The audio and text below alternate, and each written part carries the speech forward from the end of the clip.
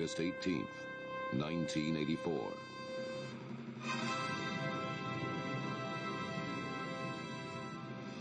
The place, Pine Bluff, Arkansas, the Bassmasters Classic, where dreams come alive. The champion, Rick Clunn.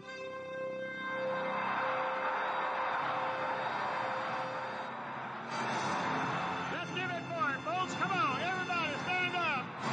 This is the broke all the record. Ricky Clunn. Going away. I do want to take this opportunity to thank my dad. He's probably been the one thing that's allowed me to be where I'm at, him and my wife, Jerry. Her patience and his farsightedness to allow me to wade down the creeks in Oklahoma when I was 6 years old behind him in my underwear. And that's all I really thought about today and the last 3 days was just wading down behind him, fishing behind him in those creeks. I'd like to say something else that is not necessarily just related to fishing. It's related to everything. And one of my strongest things in bass fishing is not necessarily my ability to catch fish, but it's realizing that we live in a country where there are no limits. We're sometimes made to think there's limitations, but there are none. And it's the one thing in this tournament that has really helped me keep going is that, and my dad, is that there are no limitations, and how far we excel or go is we live in a country that'll let us go as far as we want. And so how far we excel or how high we go depends on each individual. There's nowhere else in the world that I could chase little green fish across the country and make $40,000 in 3 days.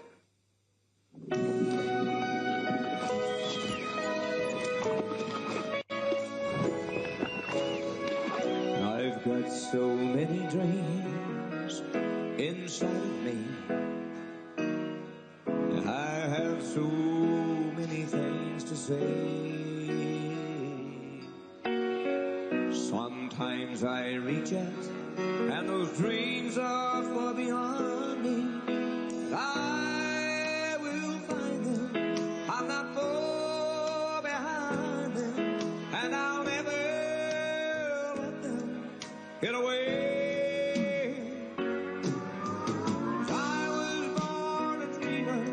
But don't let me dream alone. We can make a dream that lasts forever.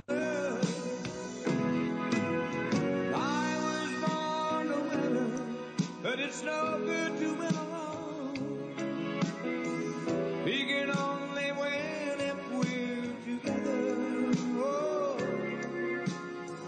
And then we'll never dream alone. Be the first man in history, a young man, to win from the Federation if he can do it. He's 8 pounds and 15 ounces to take the lead. He's still digging, folks. 18. He may be your winner. $108,000. That's it, buddy. 16 pounds, 3 ounces. There's your winner. Bassmaster Classic. You made it. 16 pounds.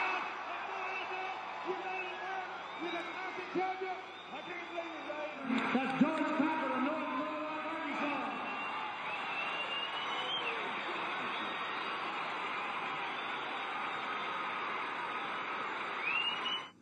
14 pounds. 14. Come on, Herschel. You can do it, buddy. Be the first man ever.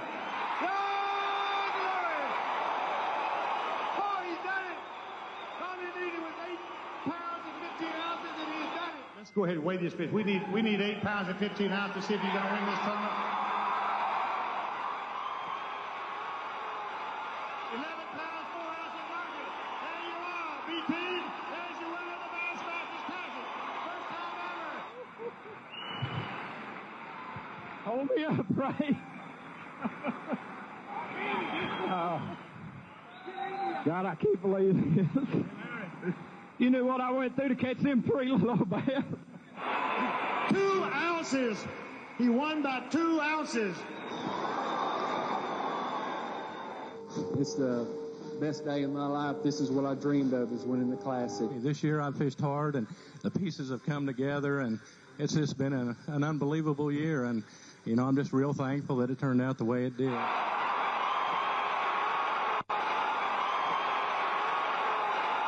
Even when I was a kid, I was dreaming, and watched all these guys, Larry Nixon's and Rick Klein's, and just grew up admiring them, and now it's come true.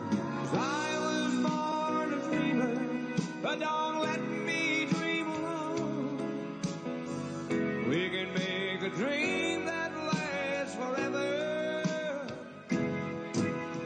I was born a winner. It's no good to win alone. We can only win if we're together. Oh, and then we'll never dream alone.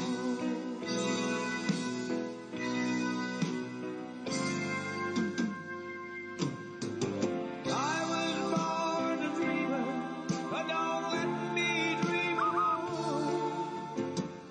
We can make a dream that lasts forever. And I was born a winner, but it's no good to win alone. We can only win if we're together. Oh, and then we'll never dream alone. We'll never dream alone.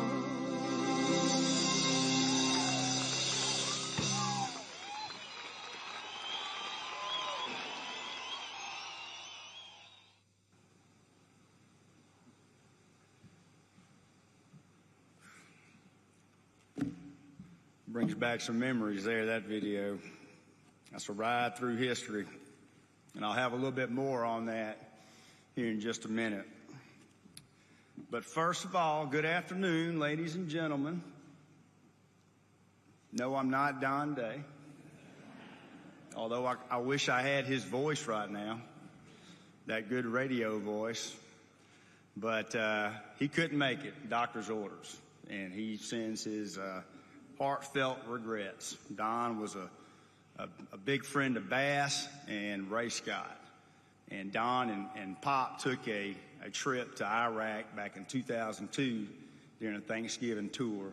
And I know you probably saw some pictures of Pop with the troops up there. I'm really going to miss hearing that story from Don, because he had a real heart-jerking story on that trip. So I'm going to do the best I can do.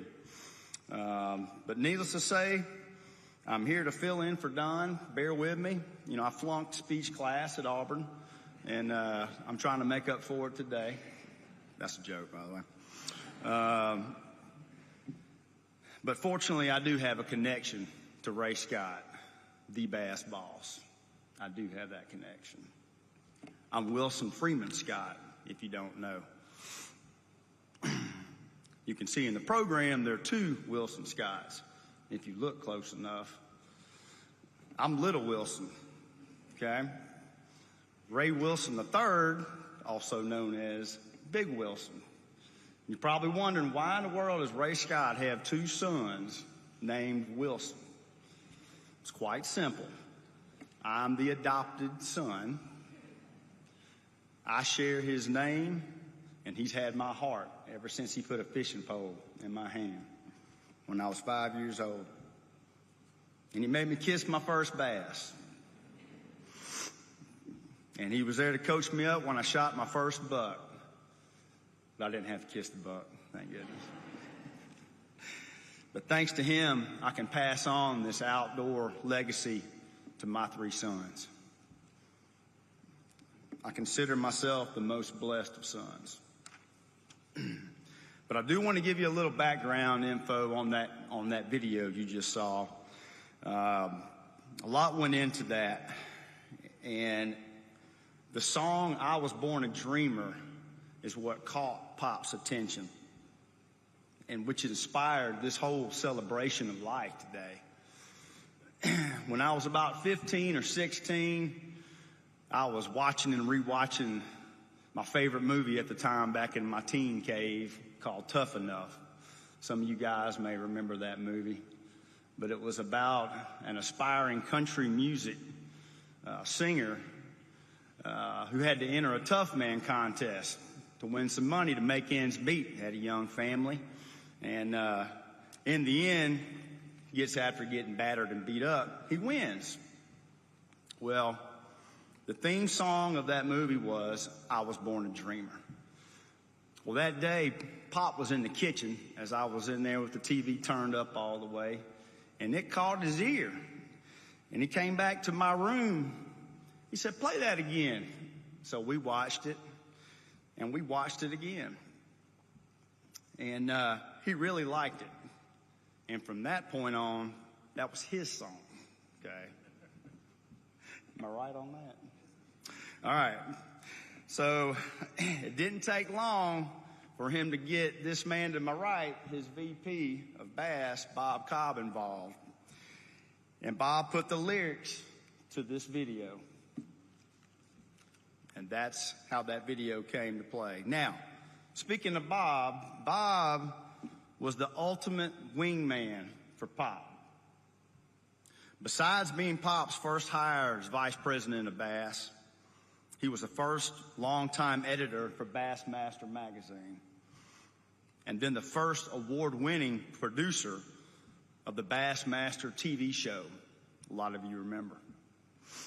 Bob and his video editor, Bo Anello, quickly put together this inspiring video that you just saw, which in my opinion really captures the spirit and excitement of the tournament itself, and the spirit of the anglers, and the spirit of Ray Scott himself, because they were all born dreamers.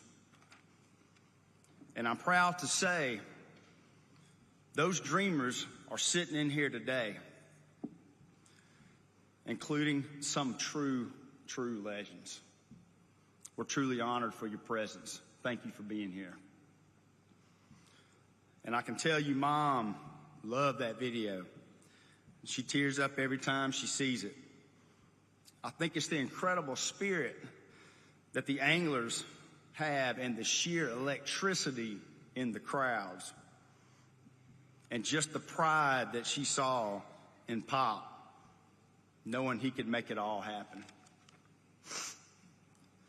Well, the video disappeared, and for many years, it was gone. But after Pop passed away, Mom recalled it and knew it would be a perfect tribute to him. I was born a dreamer. Don't let me dream alone. If words were ever spoken to describe Ray Scott, it was those. Many people know of Ray Scott's public life. He conducted hundreds of tournaments, hung out and hobnobbed with celebrities, the cool ones, by the way, fished with presidents. But there was also the man that Mom says had a secret life. Since his passing, she's found out many behind-the-scenes activities he kept private, even as close as the two were. People have come forward to reveal many encouraging calls he made, helpful acts in times of need, thoughtful personal letters, Johnny, hospital visits, friendly conversations recalled by total strangers. Although you'll never convince me Ray Scott ever met a stranger. Now, if you think Ray was a saint, I can tell you firsthand, he had a blazing hot temper that could cool down just as quick, thank goodness. He could be impulsive. He could be stubborn. His humor could be really inappropriate, and his tricks outrageous. There are waitresses across this country that are probably talking about that crazy man with that mouse that he carried in his pocket that he liked to pull out and share with people. It was fake, but it sure looked real. And from what I can understand, Bill Dance, you could write a book about your capers with Pop, I'm sure. Press always called Ray charismatic and dynamic. Energetic, maybe a little hyper. But I can tell you, he was a very grounded American patriot and a proud son of the South. And he loved Montgomery. Typical Saturday, farmer's market. We all know that live here. Farmer's market, straight from there to Chris's hot dogs. Now, you know, he claims he came off his mother's milk to a Chris's hot dog. And after Chris's, he'd swing through Cottage Hill, Panama Street, and then on his way home, he may even wet a line.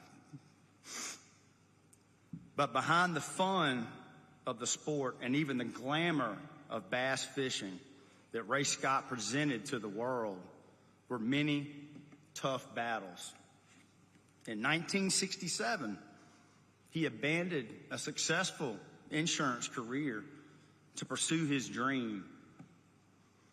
But he also had a wife and 3 kids at home. Things were tough. The bank wouldn't give him a loan on his crazy idea of a professional bass fishing tournament. What was that? Nobody knew what that was. He sold many of his personal items, including his modest bass fishing boat that he had. I mean, this was, you know, the fully equipped bass rig that he eventually would inspire was many, many years later. There was so much work to be done. But first, he had to just survive as a business on a shoestring. He knew he had to grow, he had to protect, he had to improve his sport at the same time. I can't even fathom the mountain that faced him during those days. But in his mind, he knew he could climb it. He fought hard for what he thought was right, and he never backed down. There were battles both public and behind the scenes with individuals, industries, and just the powers to be in the government. He quickly organized everyday bass anglers into a political force. He never quit, whether he was insisting on clean waterways or simple kill switch on engines or improved life vests. He knocked on the doors in D.C.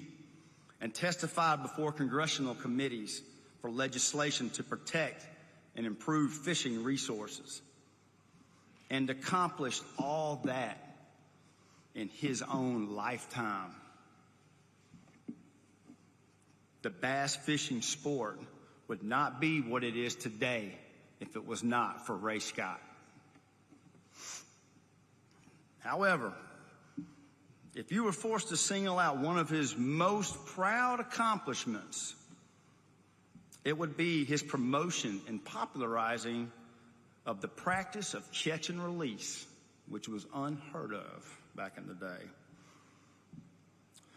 He started this practice as a rule that got everyone's attention. Competitors would be penalized if they brought in a dead fish for the weigh-in. Remember, 1 single ounce could make the difference between winning or losing. Pop loved to tell the story of this big old burly, in his words, hairy-legged fisherman that was weighing in a dead fish as he apologized to Pop and wiped the tears away. "I'm sorry, Mr. Ray. I just couldn't keep him alive." Pop loved telling that story about that big fella crying. Pop was a natural-born salesman and a performer. I heard as a young child he'd stand on his head for a nickel for any of his 5 amused uncles, or even sell his school pictures. Must have looked good. However, his most famous and my personal favorite childhood side hustle was probably his sale of sandwiches to his hungry classmates. I think it was around the 3rd or 4th grade. He knew when they'd be hungry, hitting them up with a sales pitch after recess. His sweet mother only thought she was making extra sandwiches for her skinny, growing boy. And he was finally busted at a parent-teacher meeting. I know we've had a huge fish story here, but Pop had another personal passion, and that was hunting white-tailed deer. He liked to say he made his bucks fishing and spent it hunting. But once again, just like he was in the past, he couldn't resist putting his own mark on the sport and making it, yes, better. It was many years ago now, it seems like yesterday, that he observed that the deer on his hunting lease consistently preferred one special high-protein clover planting over all the other plantings he had arranged in a nice, neat buffet out in the field. He was intrigued by this, and once again, his wheels started turning. He thought just like good nutrition grew healthy humans, it only makes sense that good groceries, as he called it, would grow a healthy deer with a big rack.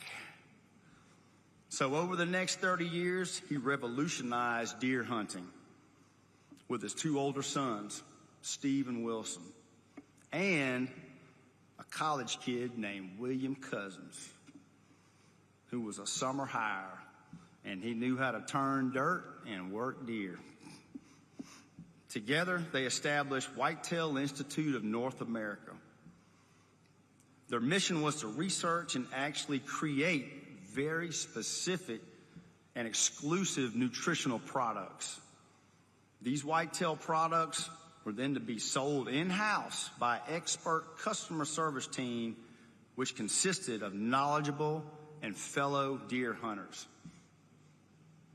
Along with that, they printed an informative, full-color publication on how to use their products and how to manage properties for top quality bucks. And like bass fishing, he also devoted his enterprise to promoting the best possible practices for the deer and the environment. His formula was a success, and like bass fishing, he transformed deer hunting in so many ways, improving the sport for everyone. There's no doubt it was exciting just to be in Ray Scott's orbit. There were countless other projects, endeavors, way too many to cover here. And he would be the first to tell you that not all succeeded.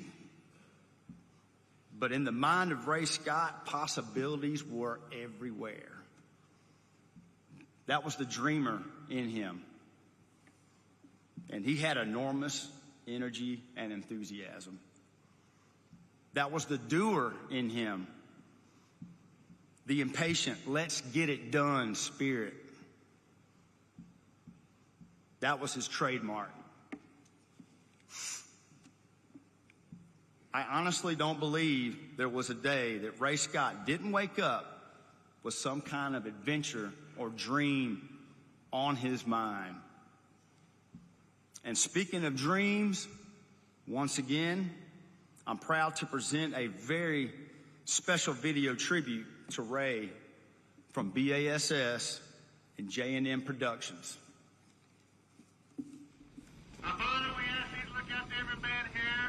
step down thanks for safety during the first 2 days. Have a go out and have a good fishing day. To return home safely in Jesus' name. Amen. Yeah, crank up your engine. What is B.A.S.S?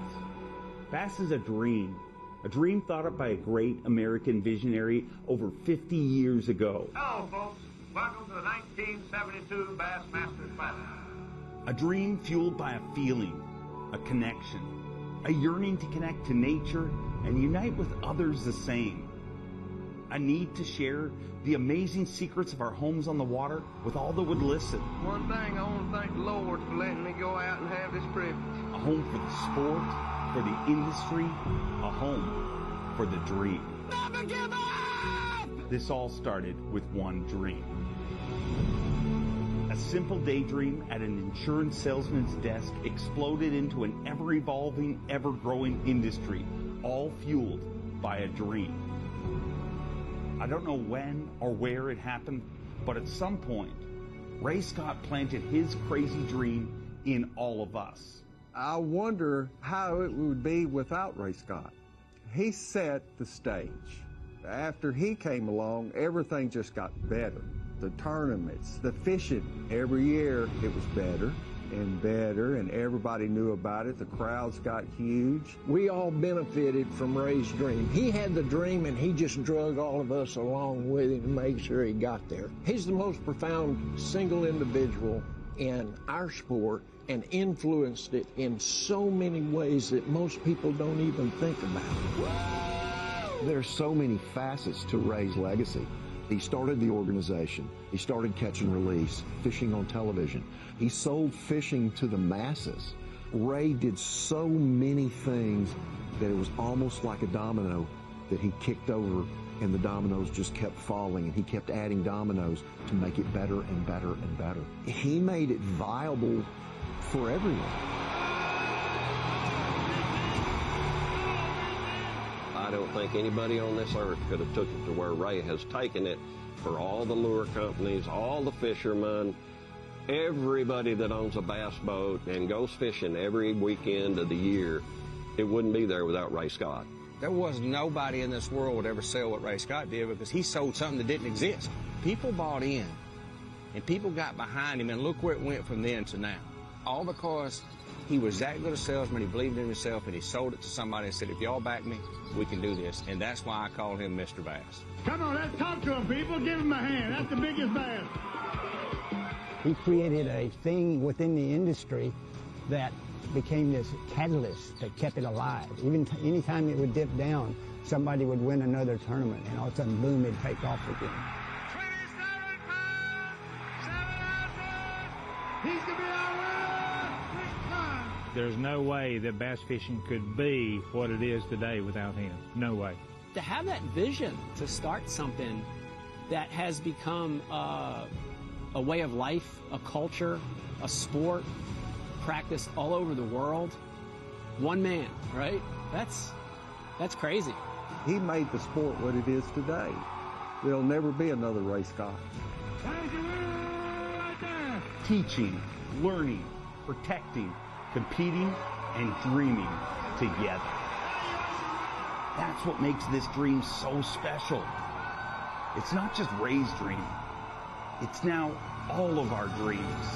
I'm not really worried about where we're going to go from here. We certainly only, if we don't move a step further along, we're doing a good job.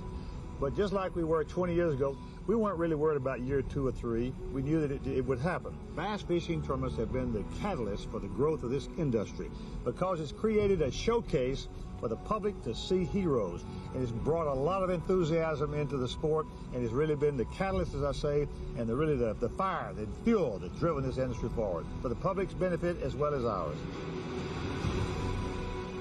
Ray Scott, a visionary with a dream. A dream that to this day still lives on. A dream that has left a lasting impact on all of our lives. A dream that has created an everlasting legacy for over 50 years. Ray, you started the dream, and we promise to keep that dream alive.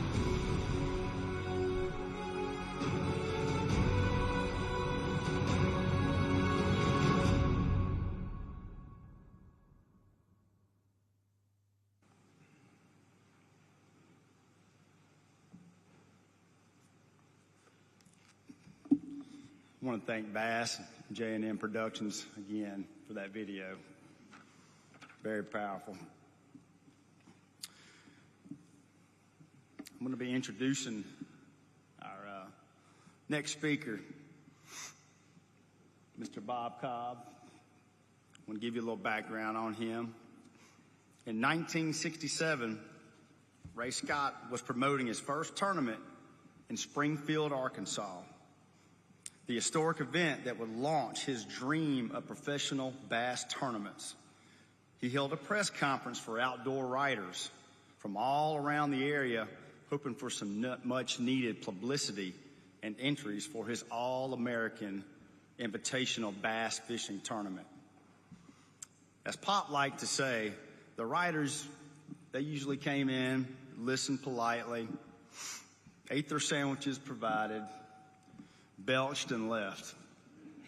But one man stayed behind and took notes. It was Bob Cobb, the outdoor writer from the Tulsa Tribune. After the others departed, he picked Ray for more details of his outlandish idea. For 2 hours, the men talked. It was the beginning of a deep friendship that would last for more than 50 years. When Ray founded Bass Anglers Sportsman Society, he didn't hesitate to tap Bob Cobb as his vice president of communications and first editor of Bassmaster magazine, which quickly became the influential Bible of bass fishing. Then some years later, Ray tasked his multi-talented partner to blaze yet another new path to produce the award-winning Bassmasters television series covering bass tournaments. It is my privilege to introduce a true pioneer in bass fishing history and the man that probably knew Ray Scott the best, Bob Cobb.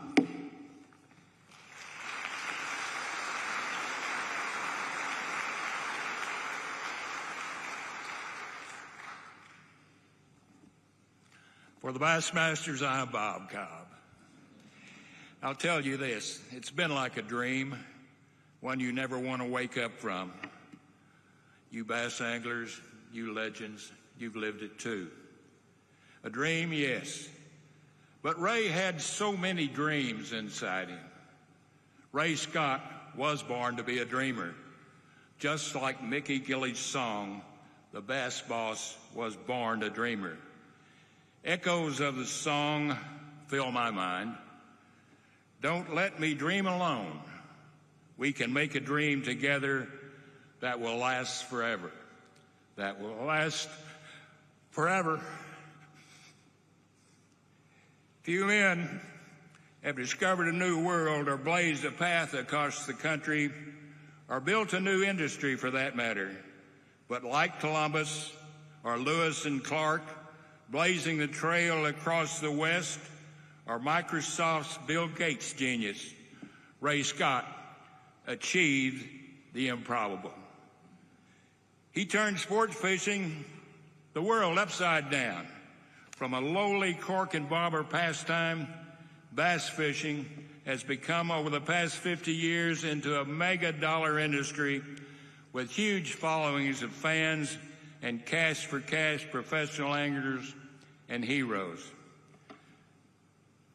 As Earl Bentz, the designer of the high-performance Triton now Camus bass boats, explained it, Ray built a one-of-a-kind sandbox, and we all came to play in it. In the early spring of 1967, Ray Scott experienced what has become known as a brainstorm in a rainstorm. He was chased off a lake by a heavy thunderstorm, and he hunkered down in a Jackson, Mississippi motel room to dry out. The black and white TV was tuned to an NBA basketball game. Well, Ray grumbled over the fact there was no coverage of bass fishing to be had. He said, there's got to be more fishermen than grown men running around in shorts. There was a copy of Outdoor Magazine on the bedside table. Ray flipped it open. There was an article by a fellow named Charles Elliott about a new fishing gem of the Ozarks.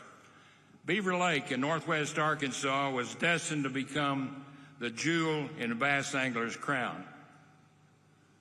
A voice came to Ray saying, "Go to Beaver. Go to Beaver Lake. Bass fishermen will follow." Ray Scott had the vision to promote bass fishing as a sports competition, to hold a bass tournament. This had to be a dream. There were no tournament rules, no pros like the PGA golf circuit, no sponsors, and, well, an uninterested press. And fishing tackle manufacturers viewed bass fishing more as a contemplative recreation, not a competition. True as Christopher Columbus's voyage too was uncharted waters. Mistake along the way and Ray's dream would sink. But he charged head on, hoping the Springdale, Arkansas Chamber of Commerce would come aboard as a sponsor. The Chamber Board listened with vigor and prospects for national press coverage to promote Beaver Lake. But it's balked at the point Ray asked for a fee of $10,000 to pull off the All-American Invitational Bass Tournament planned for June 5th, 6th, and 7th, 1967. The Chamber did offer provide a backroom office as headquarters at rent-free. Well, Ray Scott's dream might have faded away right then, but for an angel appearing. Dr. Stanley Applegate was hooked by Ray's idea, and he had interest in a marina on Beaver. He handed Ray a check for $2,500 with a deal. "If we make it, you can pay me back. But if we fail, don't tell my wife." As a trained insurance agent, Ray Scott understood how to prospect for clients. He invested Dr. Applegate's check in a Maubell watch line and started dialing for fishermen. The phone rang at the Lunker Lodge in Lake Seminole, Georgia, and a deep southern drawl answered. "You should have been here yesterday. They was tearing it up. Jack Wingate here. How can I help you?" Ray explained, "This is Ray Scott of the All-American Invitational Bass Tournament. I'm looking for names of serious bass anglers to come compete in a tournament. This is a big money tournament with official rules and no monkey business." Wingate took the bait and wanted to hear more about how the ideas of a bass fishing competition. He said, "Let me get my logbook. There's a couple of good ones here from Kentucky and Tennessee right now." Well, Ray scratched out a trickle of mail-in entries, but was well shy of the 100 fishermen promised to the Chamber. Desperate, he hoped to drum up interest with a press conference and a luncheon at the Holiday Inn and send invitations to area press. The letter to the Tulsa Tribune outdoor editor dropped on my desk. The headline, "Rich Bass Tournament Set for Beaver Lake," caught my attention. The press announcement was scheduled for noon the next day, which was after the Trib's deadline, and I sure didn't want to read about it the next morning in the Tulsa World. Getting Ray on the telephone was a scramble, but we connected. He started to hedge about an early break on the story, but leaked a few details after explaining the need to beat the morning newspaper. He did breathe deep and relented, but said, "You've got to come to the press conference anyway." Well, sports editors of the day seldom reported on fishing. As a rule, if you couldn't hit it, kick it, or dunk it, don't cover it. The Chamber folks, marina managers, and a handful of area press filled the seats. As Ray often joked, they listened politely, ate the roast beef, belched, asked a few follow-up questions, and left. He glanced to the back of the room. As the story goes, the guy seated had a coffee cup in his real hand and making notes on a Big Chief tablet. A couple of moments later, we shook hands. 2 hours later, we were huddled together. My notepad was filled with Ray's dream of bass fishing future. Truly, Ray was born to be a dreamer. As the song played on, we can make a dream together that will last forever.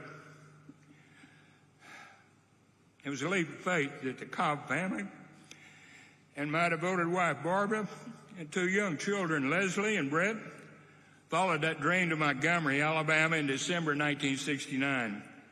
Ray was struggling to publish a magazine devoted to a single fish, the black bass.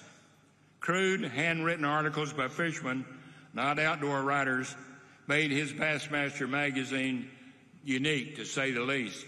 A sentence might lumber a yard long, but had hard-earned tips and how-to techniques for pure gold. As the magazine's editor, my job was to finish and polish the writer's thoughts with a comma, a period, and a few paragraphs. But no glossy adjectives describing glorious sunrises as the outdoor Big Three in New York City played out. In time, that Bassmaster magazine became known as the Bible of bass fishing, with the Bassmaster tournament trail the catalyst. How the pros caught bass, their secret ways were revealed. The weigh-ins were like a huge funnel. What dripped out was honest how to catch bass in the pages of Bassmaster magazine. Ray's dream to organize bass anglers into a united front to give bass fishing a voice was met with head shakes and chuckles in many corners. His First Baptist prayer group urged that Ray would abandon the crazy dream and get a real job to support his family. Well, Ray's support did come in the form of $10 checks for membership in the Bass Angler Sportsmen Society of America, founded in 1968. From the pioneer group of 106 anglers that entered the All-American Invitational at Beaver Lake, the worldwide membership reached 650,000 people at the high water mark. Members, and thank you guys, can wear this bass patch with pride. Ray Scott blazed a trail few imagined. Polluters were singled out for dumping industrial waste into public fishing waters. Bass anglers answered Scott's cry of pega polluter.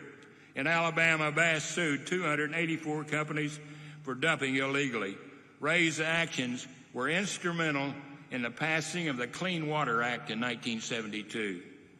Don't Kill Your Catch became as popular as a result of Ray's sports of catch and release movement in bass tournaments. The Bassmasters Classic Championship has emerged as a Super Bowl of bass fishing, and the hallmark stamped on Ray Scott's vision.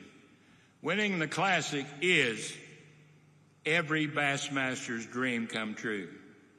That dream and the Bass Angler Sportsmen Society are the lasting legacy that the Bass Boss leaves behind. It is forever, Ray. Rest in peace. As a footnote, I will always believe dreams do come true. The Legends of the Outdoors Hall of Fame has the Ray Scott American Trailblazer Award. To me, that symbolizes Ray Scott. Lead, follow, or get the hell out of the way.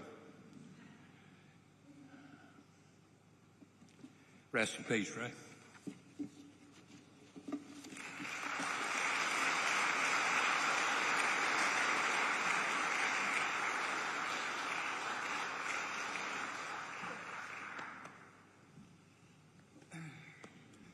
Thank you, Bob.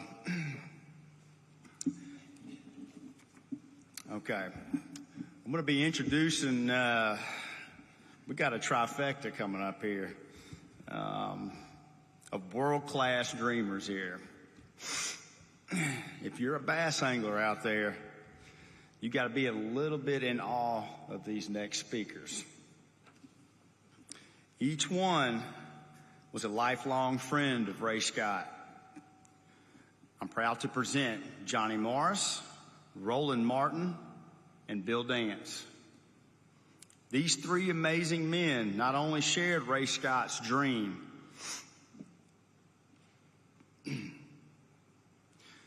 each one forged his own unique and highly successful path in the exploding industry called professional bass fishing.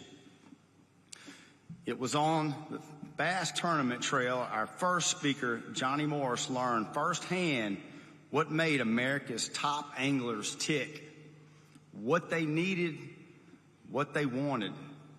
An outstanding professional angler himself, he went on to create Johnny Morris Bass Pro Shops, a merchandise mecca for outdoorsmen and outdoorswomen of all interests. But even more, Johnny Morris could also be described as a dedicated conservationist, a generous philanthropist, and a proud family man. Roland Martin, our second speaker, is certainly one of the most well-known professional anglers with one of the longest careers. Check these stats. The first pro bass fisherman to be inducted into all 3 fishing halls of fame. He qualified for 25 Bassmaster Classics and won 9 Angler of the Year titles. He's also the host of his own long-running TV show. And last but not least, Mr. Billy Dance. Our last speaker likes to leave them laughing and wears the Big T Tennessee volunteer baseball cap. He caught the very first fish in Ray Scott's very first tournament in 1967 and went on to a superstar career. His first TV show aired in Memphis in 1968 and has been going strong ever since. With just a little encouragement, he might tell you some tall tales himself about himself and Ray Scott. Johnny?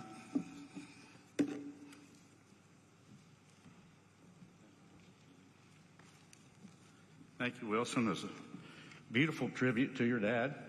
And Bob, a beautiful tribute to your friend. And me, I'm proud I got this one. I'm just, it's very humbling and a great honor.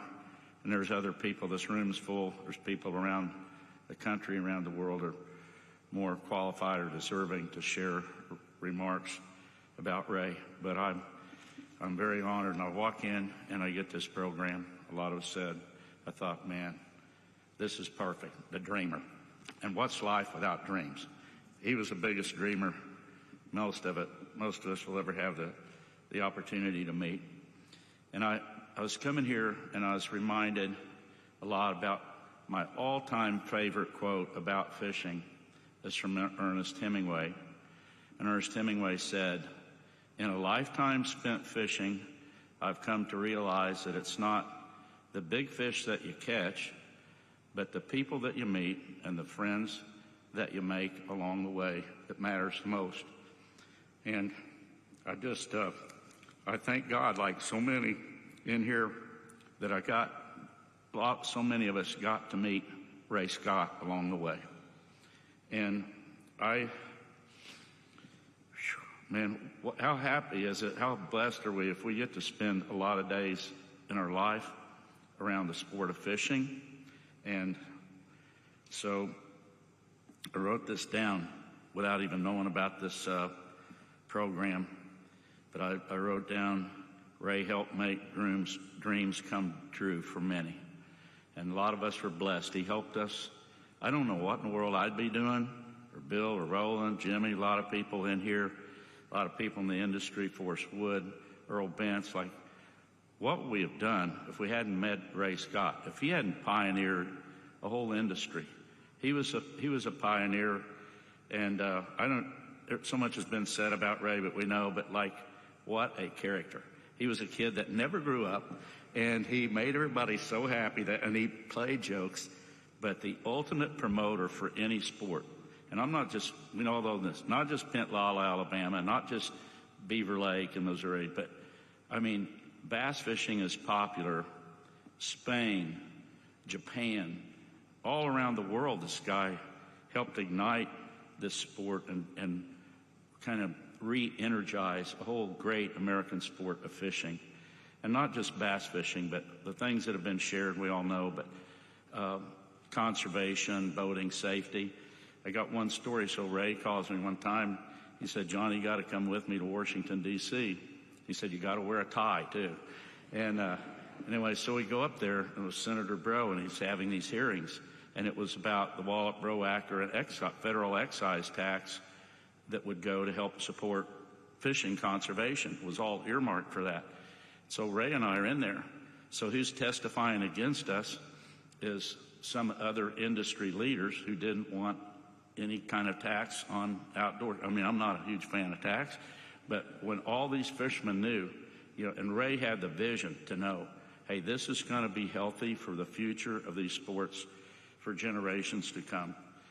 I think back just a personal thing in life. I met Ray, I think I was 22 years old. He had the bass tournament just down from Beaver Lake on Table Rock. And my dad and I had an old Richland aluminum boat. I had a 25-horse Johnson outboard on it. I pull up there, thought, man, this is a hot deal. Well, I see Bill's boat, I see Forrest's boat, Roland's boat. We didn't fish in my boat, but I met these guys, and man, it just, like for many, it just changed my life. I knew I wanted to be around the fishing, and I thought, well, if I fish in these tournaments, maybe I won't have to work too hard doing that. But I started Bass Pro, but the happiest days of my life, I just came about from it, was being on the tournament trail, driving around, seeing America, fishing, but it helped me and our company stay close connected to our customers and see the latest trends and what was happening.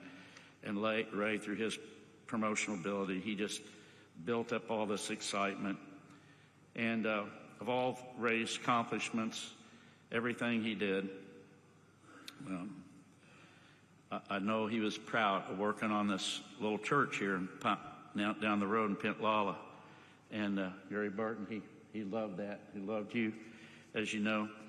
Ray, I got all these notes from him, and I was reading them on the way down here. There's many, and they're beautiful. Ray had a tremendous ability to communicate not only with a bullhorn, with his heart, and he could write.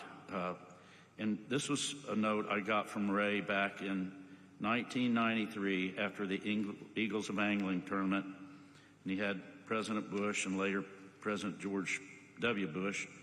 Him and both the Bushes were here, and many fishermen. But he did this to raise money for this church. And he wrote this letter to me, and I'm sure many others who participated. And I'll just read a part of it. It said, "This project was a beautiful example of what great people can do when harmony abounds. Fishermen and their families, industry people, and the members of a little country church. As I think of what we have accomplished, I am most impressed and amazed as I see tremendously competitive companies lock arms in a common effort. How powerful we can be in any challenge when we try to work together. To say the least, the Scott family will continue to be amazed and full of thanks. I especially want to thank Helen Sevier for allowing us to conduct the first Eagles tournament, as it was, in fact, an exemption to the rules of my contract as a competitive activities. We also had so many from Bass, including Helen, who jumped in and helped in so many ways to assure success. Ray, this tournament was one thing, but when it came to conservation, safety, catch and release, everything, he could bring people together. And there's no doubt, he loved his friendships, but he loved you, Susan. He loved his family, and more than anything else. And we're all very blessed to know him. And this is one little note I got from him. And so on this Beaver Lake where he started, I just about didn't make it. This big storm came up, and there was a fellow angler, Billy Westmoreland. He risked his life and his partner to save me and my partner. So Ray sends me this note, and it's a picture of Billy Westmoreland and him. He says, "Johnny, you remember this guy?" I said, "Hey, thank you, Ray. We love you."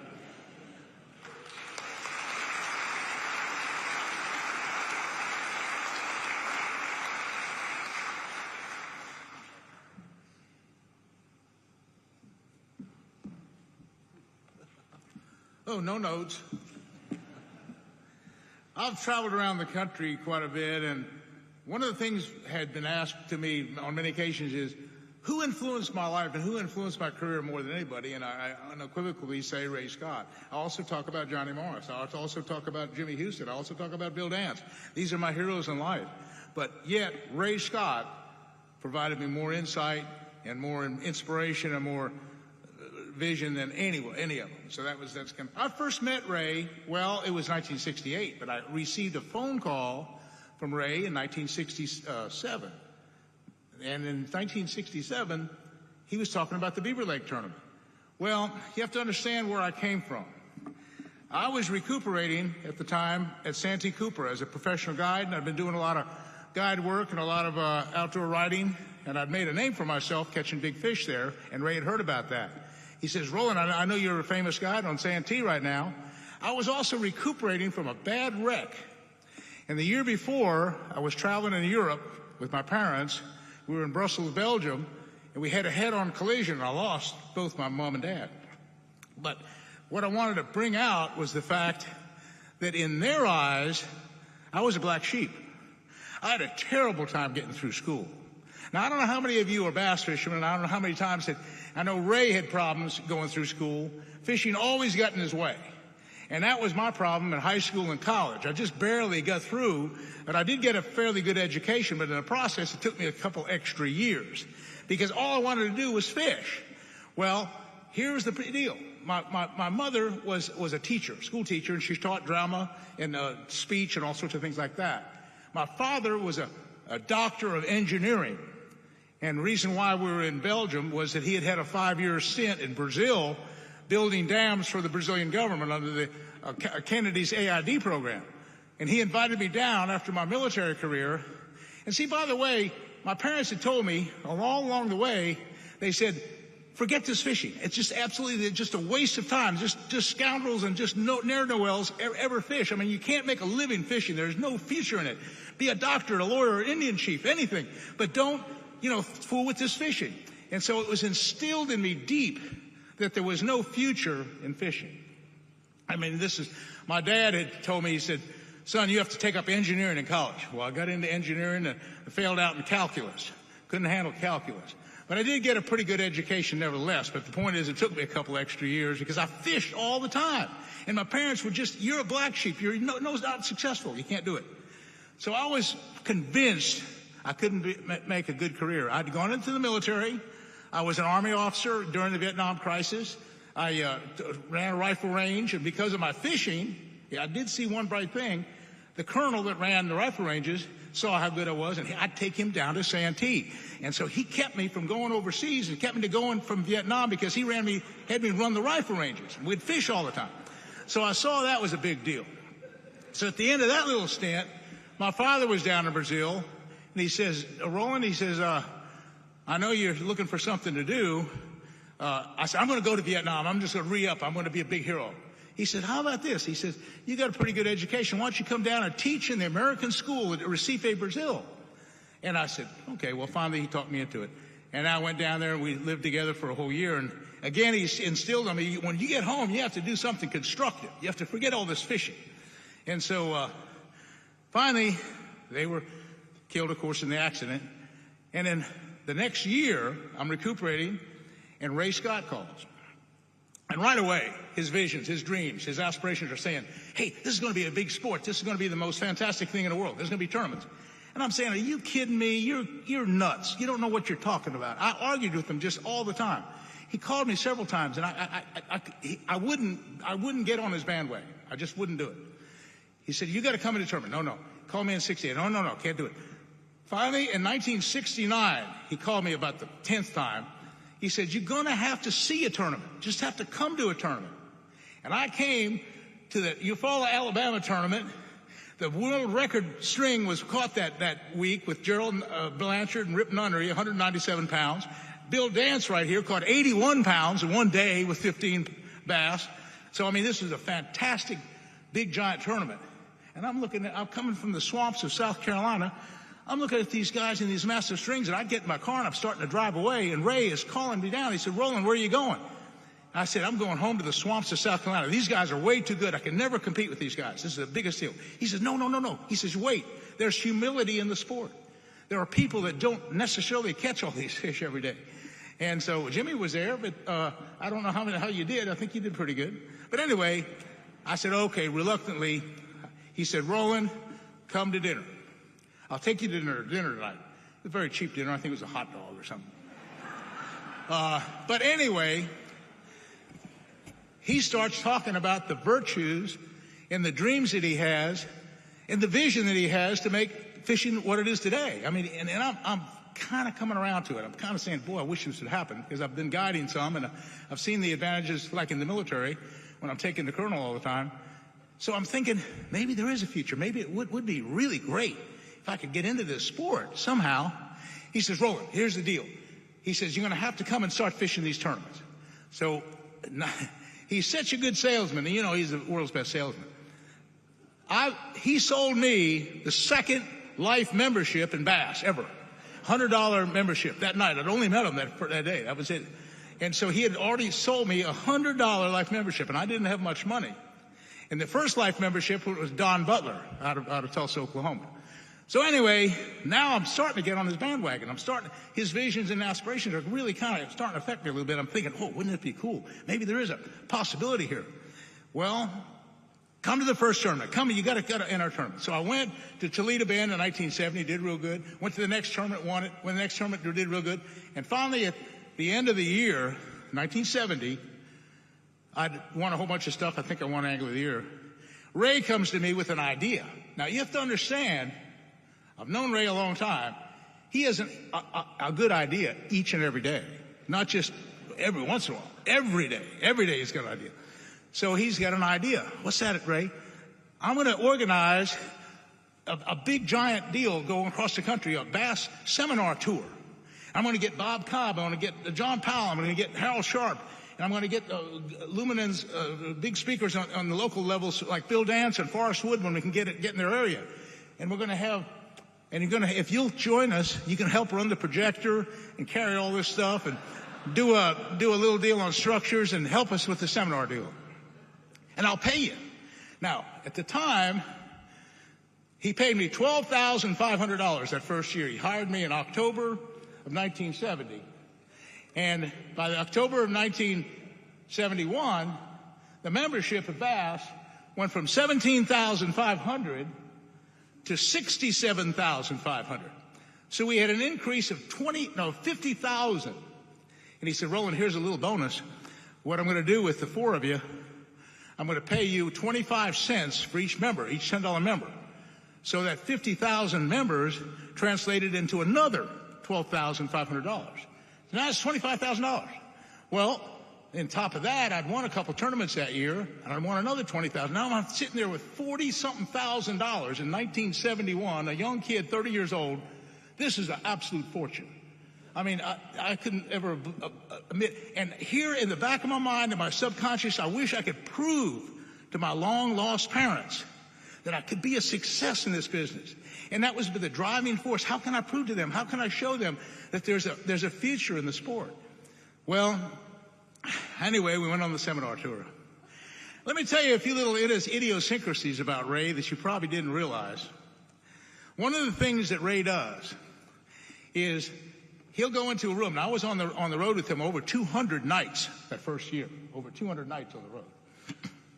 Almost every night, we'd go into a room, and he'd ask the clerk, do you have a room with a bath? I want a bathtub. Okay.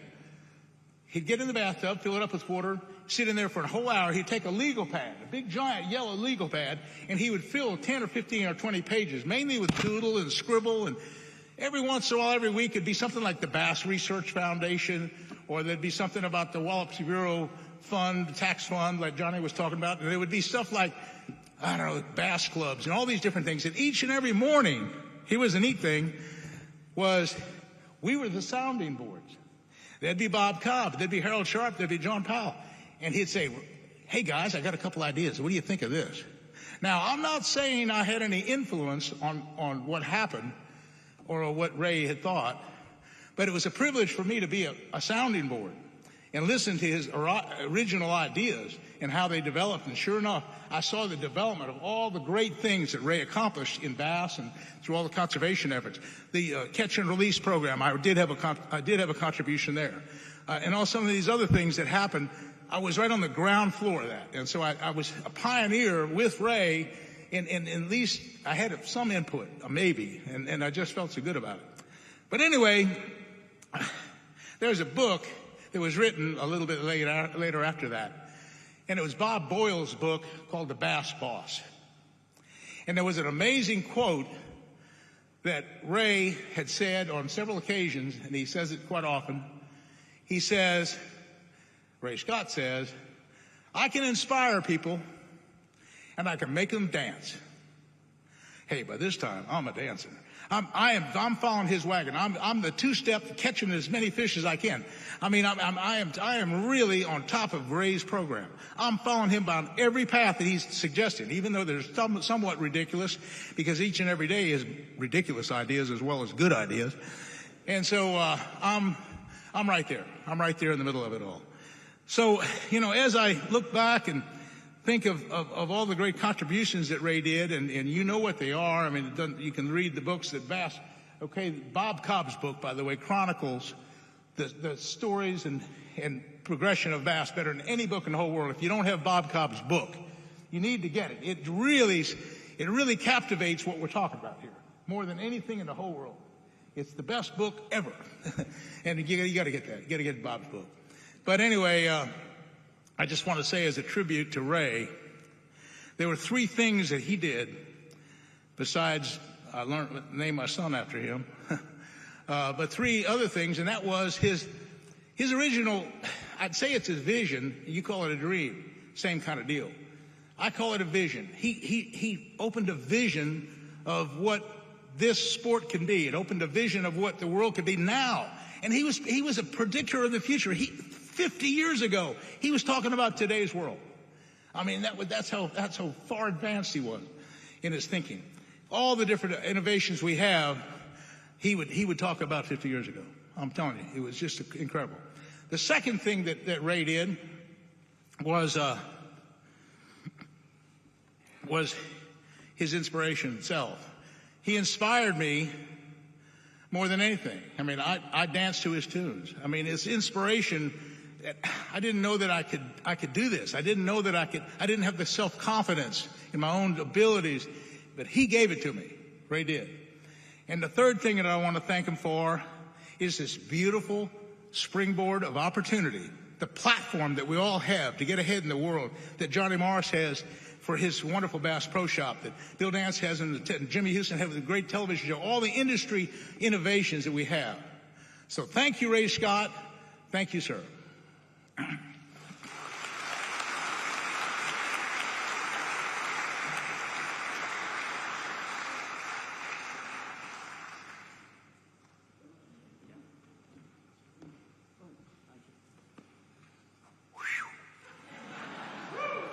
Woo, I'm out of breath.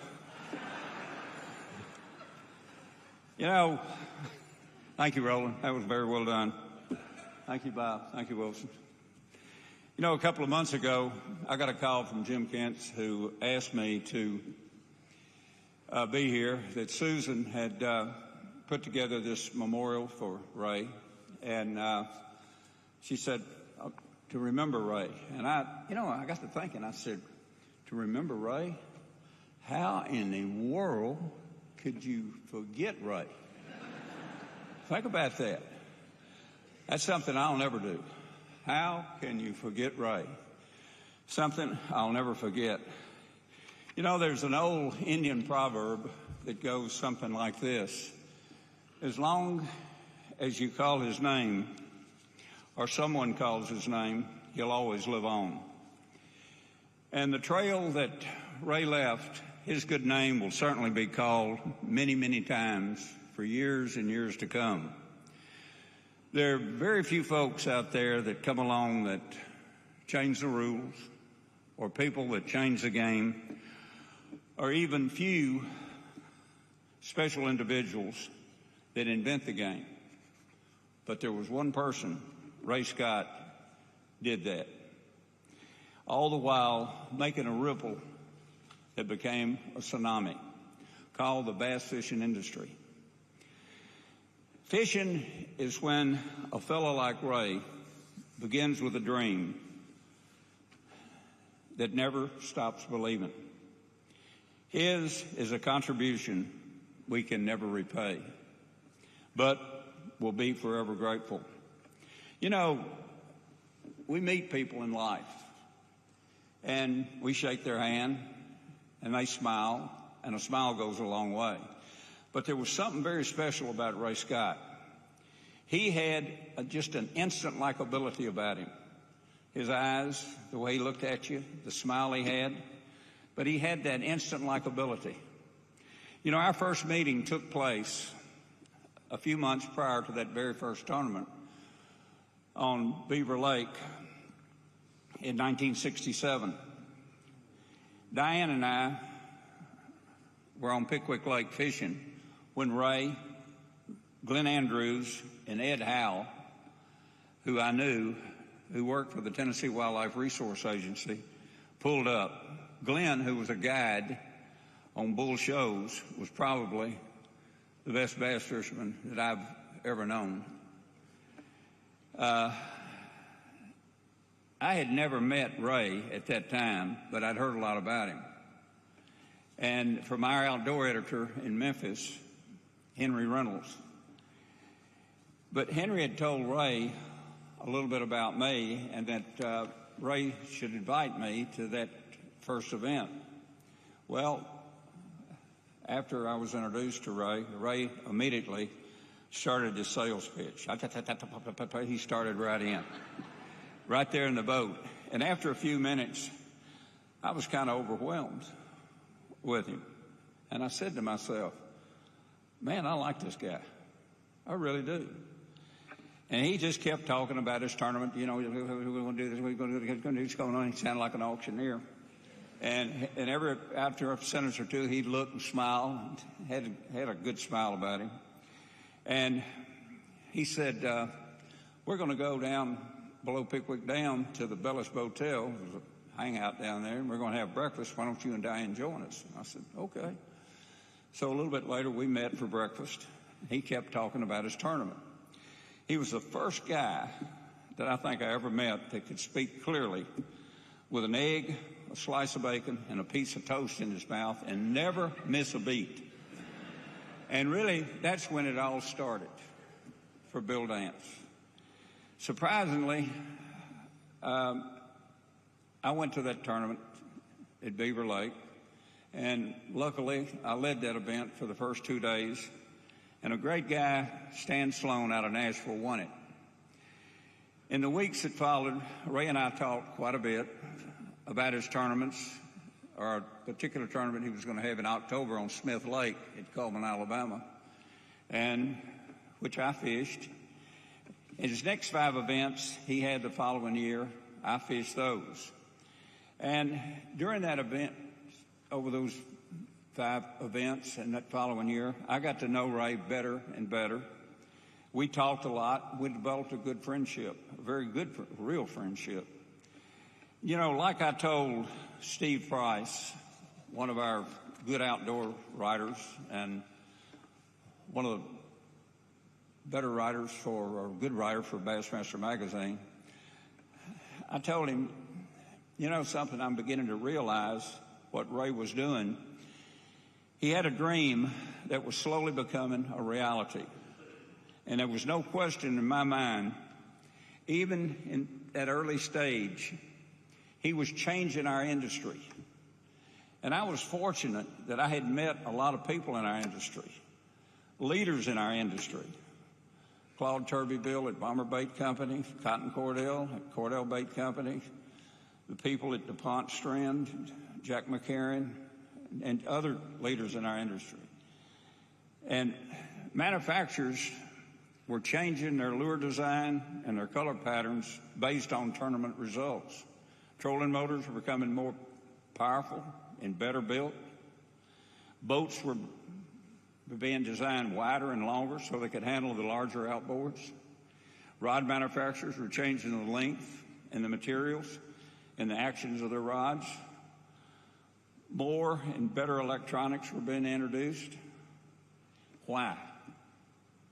Had it not been for Ray Scott, many of those things would not have happened.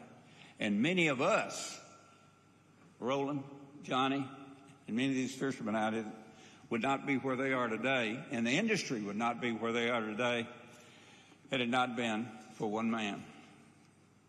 And you know who that is. One of my best friends, Johnny Morris, called me the day after we lost Ray and said, Bill, thank God we were so lucky to get to know him and how blessed we are for the doors he opened for us. And I replied, Johnny, that says it all. He truly has given us the keys to keep those doors open. You know, those of us who got to know Ray and spent a lot of time with Ray, like many of us did, Roland, Johnny, Jimmy, Hank, we spent lots of time with Ray. We traveled with Ray. We fished with Ray. We had meals with Ray. We stayed with Ray. There was another side of Ray, and one many of us saw that Ray did. Ray loved to joke. He loved to joke. He just carry on a bunch of stuff and just carry on a bunch of mess. And time would not allow for me to stand here and tell you all the wild and crazy things we did in the close to 50 years we were together. But before I get out of here, I want to tell you about one of Ray's favorite things to do, and that was double talk people. He loved to double talk. Johnny knows that. Bob surely knows that. Wilson knows it. Dan knows it. Earl knows it. Roland knows it. He loved to talk. Just, I don't care. It could be any time, any place, anywhere with anyone. He loved that double talking. One time, we even double talked the President of the United States. And the President of the United States turned and looked at the Secret Service guy and said, Jerry, do you know what they're talking about? And he said, no, Mr. President, I don't. And he looked at me and he looked at Ray and he said, you two boys need to go to speech therapy.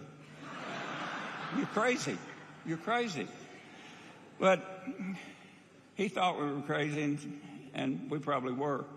However, one particular time that comes to mind was on a fishing trip. My phone rang one afternoon, and Ray said, hey, you want to go fishing? I said, yeah. He said, you know any place that we could go where we probably catch some fish? I said, yeah. About a week and a half ago, I was down in the Mississippi Delta off the Mississippi River on a lake called Lake Whittington. It's a big Mississippi River oxbow. I was fishing with Jimmy Skinny D. Harris. He said, yeah. He said, I like Skinny D. It was a nickname. Jimmy was a big farmer, big planter, raised beans and cotton down in the Delta, farmed thousands of acres. And I said, let me call him and see what's going on. I called Jimmy. Jimmy said, they're still biting. I said, Ray wants to come down and go. He said, y'all come on. Ray and I met in Clarksdale. We went on down, met Jimmy in Shelby, Mississippi. He called his buddy who owned the bank there in Shelby, Billy Rinks. Billy brought his boat down. We met there that morning, loaded in. Billy was going to fish with Ray, and I was going to fish with Skinny D. Skinny D was a real honest fella, Christian man. If he said doggone, that was cussing. That was a bad word. And Sweet Baby, his wife, would wash his mouth out with soap if he said anything like that. That was a bad word. Well, Skinny D was a little man, changed clothes on a gun barrel. But he had a Ranger boat, and he had one of these new Chrysler engines, a 105-horse engine. He got in it, parked, had two floating docks there on the banks of Lake Whittington. Jimmy got in his boat. I was going to fish with him. Ray was fishing with Billy Rinks. Jimmy got there, and I had my stuff out on the dock. Ray's over there, and he goes, I looked at Ray, and Ray goes, when he wants you to double talk somebody, it's double talk, double talk. And I looked at Ray, and he goes, points at Jimmy. And Jimmy's over there, and he's going, yang, yang, yang, yang, yang, yang, yang, yang, yang, yang, yang, pup, pup, pup, pup, pup, pup, pup, pup, yang, yang, yang, pup, pup, pup, pup, pup, pup, pup, and the motor starts. And I went, Jimmy, you got to go, just get over there, just got to both dogs, just got to go on that island this morning. And Jimmy goes, hear him. He cut the boat. He said, old boy, I can't hear you when, the motor's running. I can't hear you, old boy. What'd you say?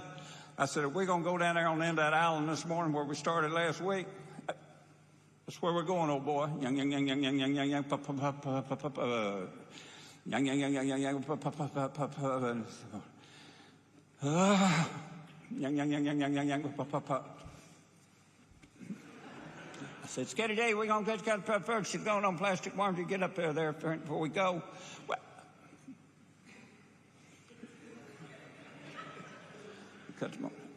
oh, boy, I can't hear when this motor's running, old boy. I said, we're going to start down there first this morning. Yeah, that's what we're going to do, old boy. Yang, yang, yang, yang, yang, yang, yang, pup, pup, pup, pup, pup, pup, pup. Yang, yang, yang, yang, yang, yang, pup, pup, pup, pup, pup, pup.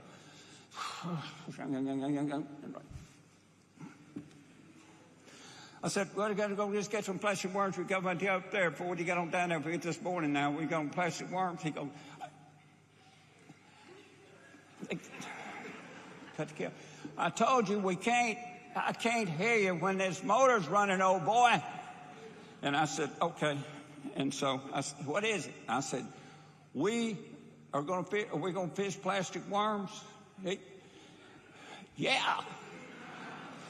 Yang, yang, yang, yang, yang, pup, pup, yang, yang, yang, yang, yang, yang, yang, pup, pup, yang, yang, yang, yang, yang, yang, pup, pup, pup, pup, pup, pup, yang, yang, yang, yang, yang, yang, pup, pup, pup, pup, pup. And so I do this to him about 3 or 4 times, and he's really getting irritated. He's really getting irritated, and the motor's really irritating him. And he finally gets it going, pup, pup, and Ray's going. And I go. So I double talk him again. And I just go up there and tell him to go up there with some crankbaits there off that sand. You can see up and down sandbars on crankbaits. And he goes, cuts the key off, and he walks up to the front of the boat and he puts his hands on his hips. And he goes, your ass, William. And I went. And Billy Rinks went. And Ray is on all fours in the bottom of the boat, and he's screaming. He's laughing so hard. And I went, did I hear what he said? And Ray goes, Skinny D, and he went. He said, yo, said the same thing to him, and said, yo, you Alabama redneck. And Billy Rinks went like that. He went to church. He was one of the deacons in the church. He put his hands like that, and he says, Skinny D, you're going to hell. And Jimmy was over there, and he quit his yanking, and he just totally quit his yanking. And he turned, and he said, he looked across, and he said, looked down, and he said,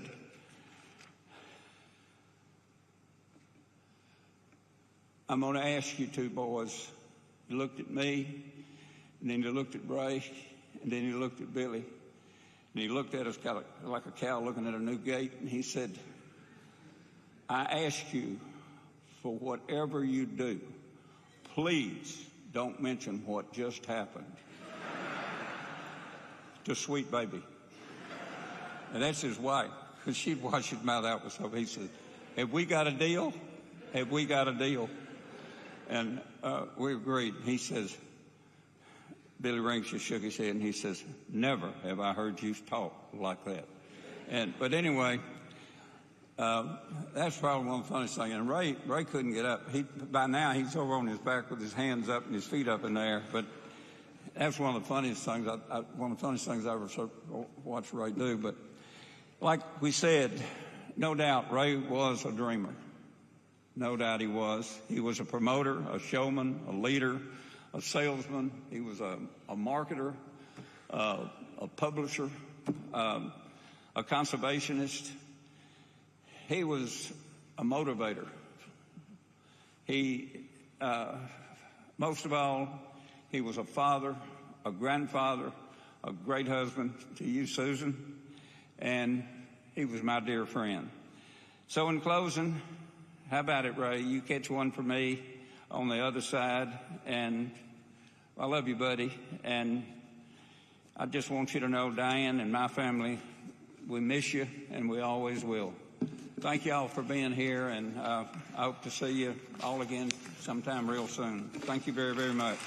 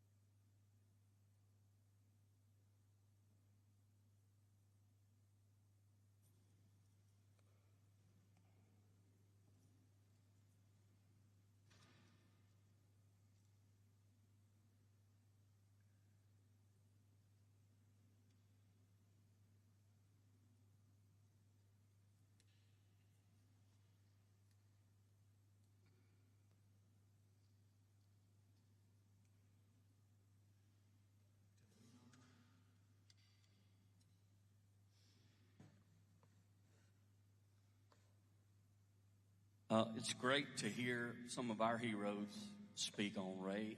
I grew up in Pentlala, right down the road from Ray and family. And I was lucky enough about 17 years ago, Ray and the family hired me to come work for their company, Whitetail Institute. It's been a pleasure to do that. But seeing Ray and all his visions and hearing all the stories that Ray had, I can understand why Miss Susan wanted us to play this song. Like Wilson said, he's not Don Day, I'm not Elvis, so you'll have to bear with me through this song. But just being able to watch, I grew up with Little Wilson, we were the same age, and watching Ray and the way he ran things and the way he ran business was very inspirational to me. And I'm a kind of a dreamer too, but my dreams are dead-end dreams. So. And it's weird going from bars to playing in the church with Bill Dance watching. That's just strange. So, Miss Susan, forgive us if we mess it up, but we're going to give it our all.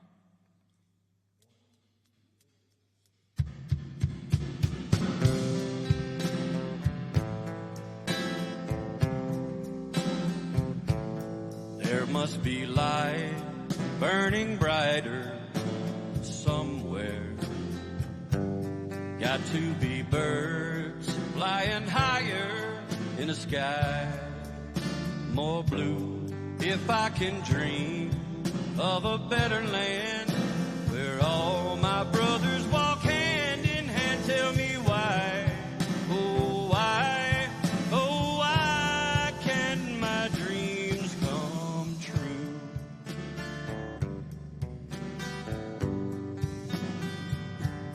There must be peace and understanding sometime, strong winds of promise that will blow away all the doubt and fear. If I can dream of a warmer sun where hope keeps shining on everyone, tell me why, oh why won't that sun appear?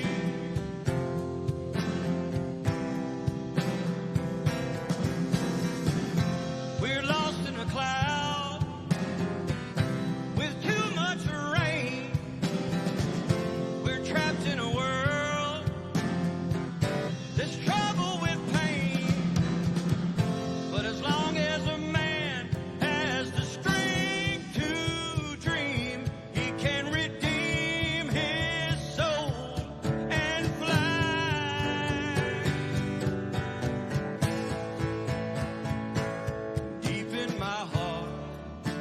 a trembling question.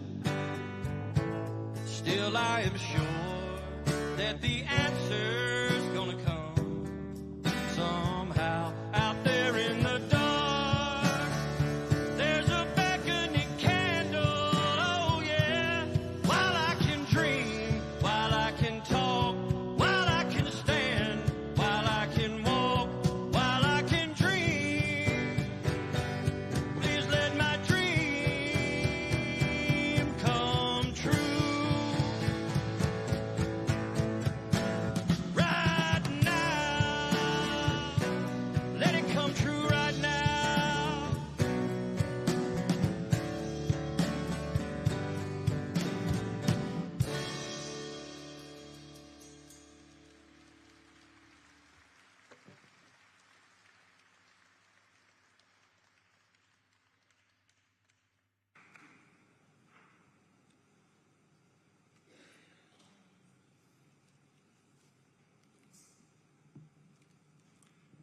You will be glad to know that I have only a 4-page sermon.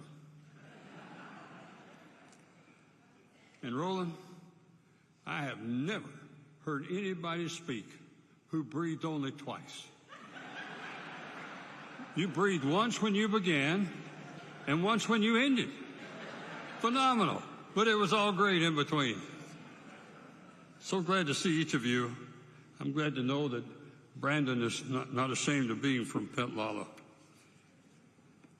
I may be telling you something you already know. I want to tell you what the 2 most important words are in any language and at any time. 2 words. 2 words that will stir your soul, and if you dare to listen, they'll change your life. The words from Jesus. Follow me. And the consequence of following, Jesus said, I will make you to be fishers of men. Follow me and I'll make you to be fishers of men. So they left their nets at once and followed him. There's something galvanizing about that invitation. On a Sunday night in the late 1980s, Ray and Susan Scott were new to me, to our church, and on that night, we presented Ray with something. It was a road sign. It said, Old Fisherman's Crossing. He got a chuckle out of that. But then we presented him with this book. It's a book about the big fisherman, and it is by Lloyd C. Douglas. It's an older piece of fiction. It was copyrighted in 1948. The Big Fisherman, Simon Peter. I want to read something at the end of the book. Remember how the Master said that the kingdom would grow as a mustard seed from the smallest of deeds and seeds?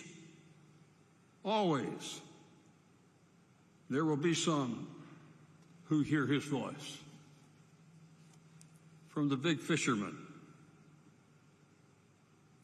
The Big Fisherman, written by Lloyd C. Douglas, was published in 1948, and it's a book of historical fiction. It's extremely inspirational. From the book and its review, we read these words. Simon is drawn to Jesus, and he feels changed when he meets him. So when Jesus tells Simon, follow me, he does. So I believe that Simon Peter was the big fisherman of the first century and Ray Scott is the big fisherman of modern times. It would be strengthening to study these 2 men and observe their points of commonality. Ray and Susan joined Pentlala Baptist Church July 20, 1986. And I had the privilege of baptizing Susan. I officiated at their wedding in the small, historic Tabernacle Methodist Church on the old Federal Road. Ray Scott was a gift to each of us in many different ways. Now, I know this is cliche, but it is true.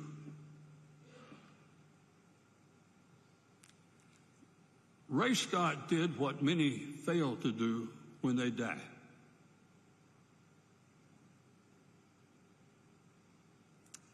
He left the world a better place. I'm not bestowing sainthood on Ray. I know better than that. I know him too well. And we had a great friendship. I think sometimes we have to renew our dedication to his values because the moral jungle always grows back.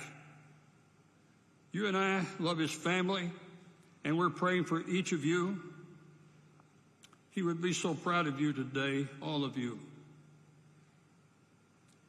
And I know that while grief is becoming more and more manageable, I think there are still those moments ahead when we would be moved to tears just thinking about him and missing him. So as a pastor, I must tell you that if you follow Jesus as Ray did, and as Simon Peter did, and as we're all trying to do, grief will become more and more manageable. May you never live a single day without hearing Jesus say, "Follow me." So I want to mention 4 gifts Ray Scott has given to us.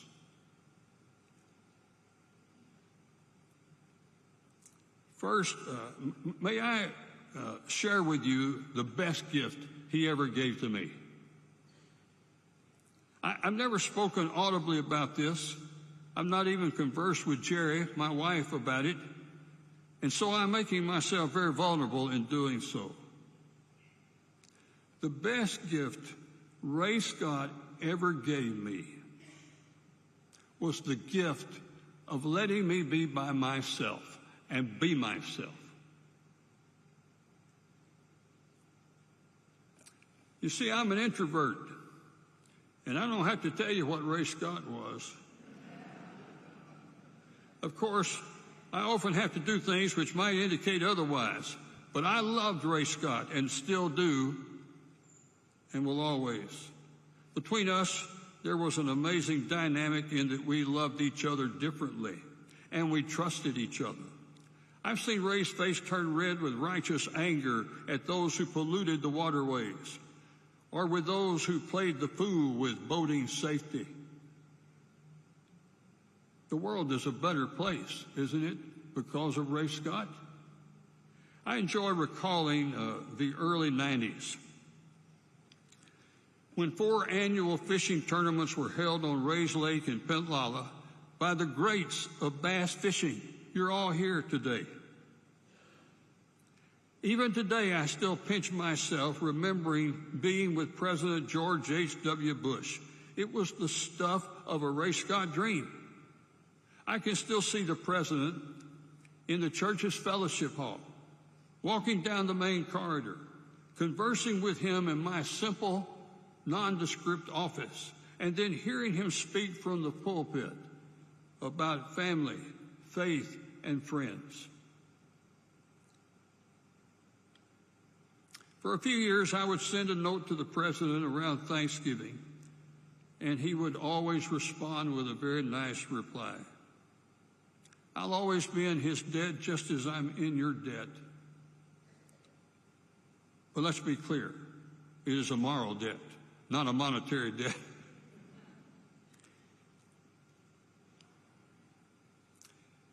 When I first met the President and Mrs. Bush, I was in the receiving line when they deplaned at Maxwell Air Force Base. I was standing with Ray and Susan, and Ray had asked me to pick up my friend, the principal of the Pentlala Elementary School. What an unusual collection of people in that receiving line. Someone had heard those 2 words, "Follow me." The best gift I ever received from Ray was the gift of being myself. Ray loved Pensacola, Alabama. The second gift I would mention is that Ray elevated our pride in Pensacola, an unincorporated village in the southwestern part of this county. He and Susan are members of the Pensacola Historical Society. Ray would call me on occasion and thank me for an article that I had written in the newsletter and would often attend our quarterly meetings. We had conversations about the early settlement of Pensacola. Very few people these days have such a sense of place like Ray Scott. Years ago, Ray attempted to get a post office, a federal post office in Pensacola. The idea never materialized, but he worked at it. I heard Ray say, "I do not want to be known for living anywhere but in Pensacola, Alabama." He made our collective self-esteem go a little higher. I think he always had this deeper sense of community, and it spilled over among bass fishermen. Ray Scott was a gift to each of us. The third gift from Ray was his way of giving decency and respect to people who had often been rejected by others. There was no such thing as a common person to my big fisherman. It was a hard lesson Peter learned. Ray would have a conversation with a waitress at the Waffle House or a laborer in the field or with someone who had a hard time in school. And as he talked, it was as if a magic carpet of God's grace had transported us into a world where everyone was important. Ray gave dignity to people who had been beaten down by the hardness and harshness of life. He did a simple thing one day. My phone rang at the house, and when I answered it, it was Ray. He said, "Rev, do you know where I am?" "I don't have any idea, Ray. Where are you?" He said, "I'm calling you from the Lincoln bedroom in the White House." I knew what he was doing. The big fisherman, Ray Scott, was not strutting his stuff. He didn't have to do that. Here's what he was doing. He was including me in his experience.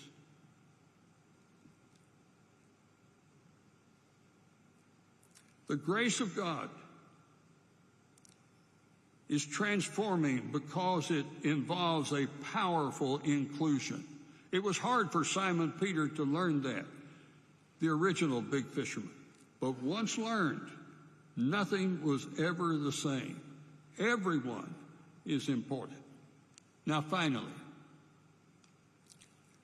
Ray Scott's gift to us is his understanding of the cross of Jesus. I'll never forget having Ray in a Bible study class on a Sunday morning in the early 90s. A tournament had concluded on Saturday, and I think Ray had a couple of fishermen with him in my Bible study class. We met in the fellowship hall, still meet there. As soon as class was over, he made a straight line to me. He was not overwrought with emotion, but I noticed his eyes. His eyes were welling up with tears. I thought then that Ray was a little emotional because his close friends were at the church he loved.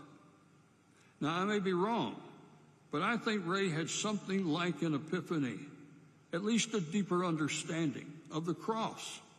He said to me, "I don't think I have really understood until now the simplicity of the cross of Jesus and how Jesus died as my substitute."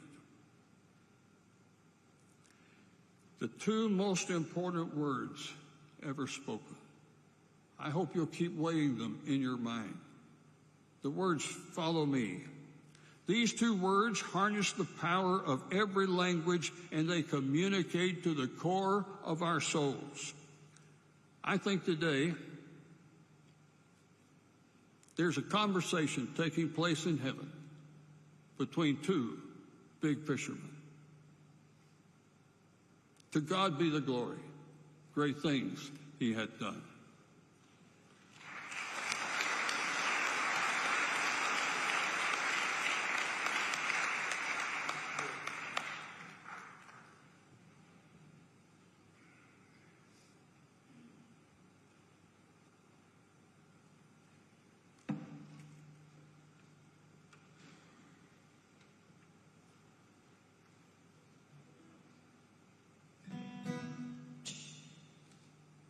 For those of y'all that know Ray, we have a special guest playing harmonica with us, Vicki, who's been with Ray for a few years. We're not going to say how long, but this is her husband, Jeff Bitter, on the harmonica.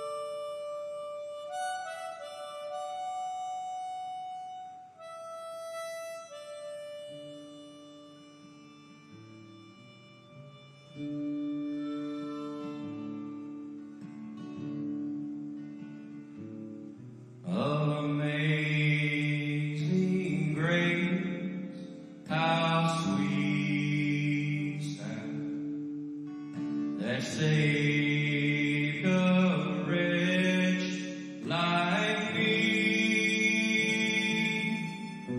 I once was lost, but now I'm found. I was blind, but now I see. 'Twas grace that taught my heart to fear, and grace my fears relieved.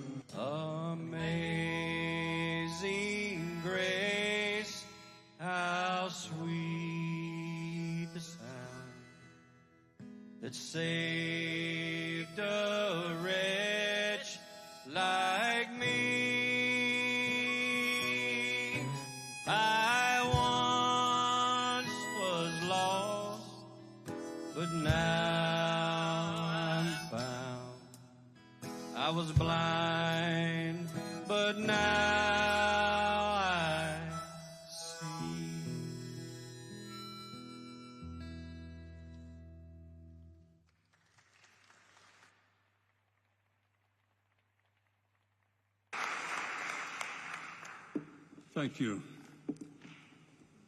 I've been asked to lead us in the Fisherman's Prayer. It's dedicated to Uncle Homer and Ray Scott. Would you pause in your places when the prayer is over? God grant that I may live to fish until my dying day. And when it comes to my last cast, I then most humbly pray. When in the Lord's safe landing net, I'm peacefully asleep, that I will be judged big enough to keep. Amen. We want to give the family just a few moments to recess this facility, and let's give them time to do that. You'll all want to stand in honor of the family as they make their recession. And then we'll pause for another group to recess.